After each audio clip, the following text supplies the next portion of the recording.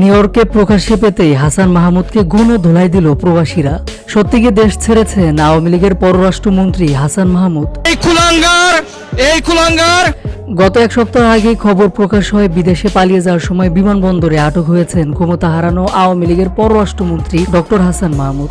তখন গণমাধ্যমকে বিমানবন্দর কর্তৃপক্ষ এ তথ্য নিশ্চিত করেন। সেই দিনই আইসিটি প্রতিমন্ত্রী জুনায়েদ আহমেদ পলককে ঢাকার শাহজালাল আন্তর্জাতিক বিমানবন্দর থেকে আটক করা হয়।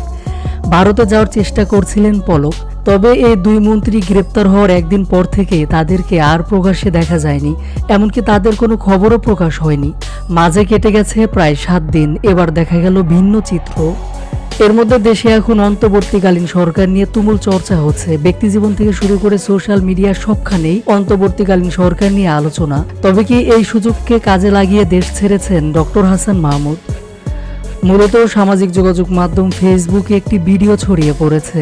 ভাইরাল ভিডিওটিতে দেখা যাচ্ছে নিউ ইয়র্কের রাস্তায় হাসান মাহমুদকে চরমভাবে লাঞ্ছিত করছে প্রবাসীরা। এক প্রকার তাকে গণধোলাই দিচ্ছে।